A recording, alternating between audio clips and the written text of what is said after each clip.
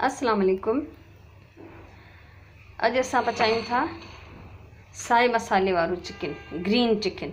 उन जे लाइ असांखे जेके शयूं खपंदियूं, हीअ आहे चिकन, अधु किलो खां थोरो घटि आहे तक़रीबन। ऐं उन खां पोइ हीअ आहे मूं वटि पा ॾही, ऐं हीअ कटियल सावा मिर्च, हीअ फूदनो, ऐं हीअ सावा धाणा, हीअ लूणु पंहिंजी मर्ज़ीअ जे मुताबिक़, हिकिड़ो वॾो चमचो अदरक थूम पीठल आहे, ऐं हीअ ॿ टे लौंग, ॿ टे कारा मिर्च, हिकिड़ो नंढिड़ो फोटो, ऐं दालचीनी जो 2 टुकड़ियूं। हाणे सभिनी खां पहिरियों त सावा मिर्च जेके आहिनि उहे पंहिंजे ज़ाइक़े जे हिसाब सां खणो। के माण्हू तेज़ खाइनि था, के हल्का था खाइनि, ऐं कॾहिं ईअं बि थींदो आहे त सावा मिर्च ॾाढा तेज़ हूंदा आहिनि ज़ाइक़े में, ऐं के सावा मिर्च हल्का हूंदा आहिनि। पोइ इन हिसाब सां हाणे अॼुकल्ह इहे मिर्च ॾाढा तेज़ पिया अचनि, इन लाइ मां पंहिंजे टेस्ट जे हिसाब सां खयां आहिनि। तव्हां पंहिंजे ज़ाइक़े जे हिसाब सां खणिजो। हाणे असां हीअ ॾही ऐं फूदनो, सावा मिर्च ऐं सावा धाणा, हीअ शयूं असां मिलाए विझंदासीं ब्लेंडर में, हिननि जो पेस्ट ठहंदो। ऐं चिकन खे जेको असां ऑयल में अदरक थूम विझी, गरम मसाला ऐं लूणु, असां हिन खे भुञंदासीं। सो ही देगड़ी में मूं ऑयल थोरो अधु कप खां तक़रीबन थोरो घटि मूं रखियो आहे गरम करण लाइ।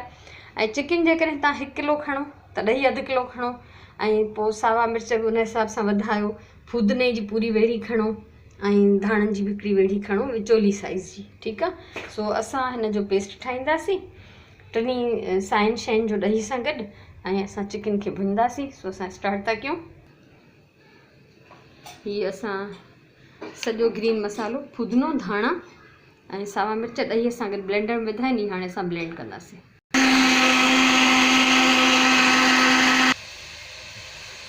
हीअ असांजो पेस्ट ठही वियो आहे ॾही ऐं साए मसाले जो, ऐं लूणु जेको आहे उहो अञा मां न विधो आहे। बाक़ी हिन में ॾिसो त गरम मसाला, अदरक थूम ऐं चिकन विझी मां ऑयल में हिन खे भुञां पई। जॾहिं भुॼी वेंदो, हिन जो रंग चेंज थींदो चिकन जो, त पोइ असां हिन में मसालो विझंदासीं ॾही वारो। तो आम खाधो आहे हिकिड़ो, ऐं जेकॾहिं थोरो शिकिल बदिलाए पंहिंजी फैमिली खे खाराइजे त ख़ुशि थींदा। रोज़ानो असां साॻी क़िस्म जी शयूं पचाईंदा आहियूं, या कॾहिं का दावत हुई उन में बि जेकॾहिं 2 अलॻि शयूं पची वञनि, हिकिड़ी डिश हीअ बि हुजे त सुठी ॻाल्हि आहे। हाणे हिन में मां विझंदमि लूणु पंहिंजी मर्ज़ीअ जे मुताबिक़। हीअ सवा चमचो तक़रीबन, नंढो चमचो, सवा टीस्पून एतिरो खयों आहे।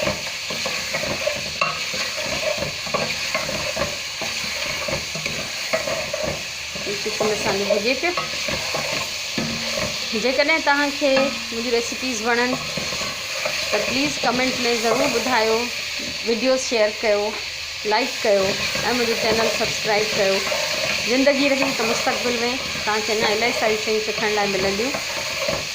ऐं जेकॾहिं को सुवालु हुजेव त उहो बि तव्हां कमेंट में पुछी था सघो, का शइ सम्झ में न आई हुजे, ऐं का ॻाल्हि तव्हांखे सही न लॻी हुजे, या तव्हां पंहिंजो को तजुर्बो शेयर करणु चाहियो, त तॾहिं बि तव्हां उहो करे था सघो कमेंट में। हाणे हीअ चिकन भुॼी वियो आहे, हिन जो रंग ॾिसो चेंज थी वियो आहे। हाणे असां हिन में ही मसालो विझंदासीं, ॾही ऐं साए मसाले जो पेस्ट। हिन में इहो रहिजी वियो आहे, अञा कुझु इहो बि मां हिन में मिलाईंदसि। ऐं हीअ ॾिसो,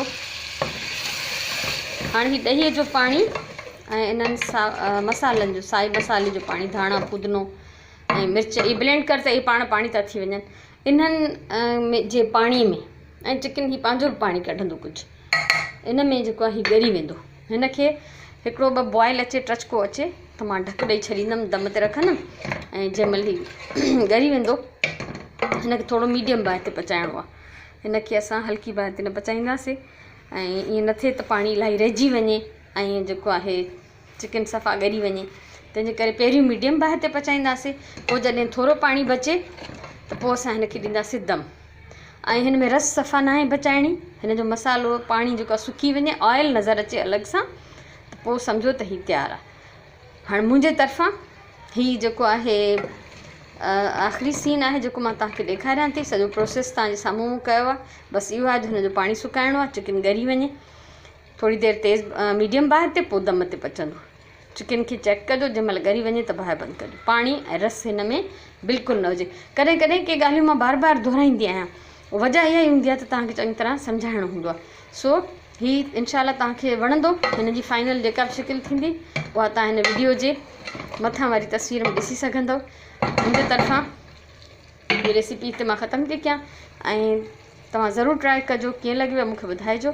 अलाह साईं तव्हांखे ख़ुशि रखे ऐं खाधे पचाइण खे बि हिकिड़ो हुनरु सम्झो, हिकिड़ी सवाब जो कमु सम्झो। ख़ुशी ऐं प्यार सां पचायो त तव्हांजे खाधे में ज़ाइक़ो ईंदो। क्रोध सां ऐं कमु सम्झी ऐं हिकिड़ो बोझ सम्झी माण्हू जॾहिं पचाईंदो न त उन खाधे में टेस्ट न ईंदो आहे। सो प्यार सां पंहिंजी फैमिली खे पचाए खारायो। अलाह साईं तव्हांखे ख़ुशि रखे। अल्लाह वारी।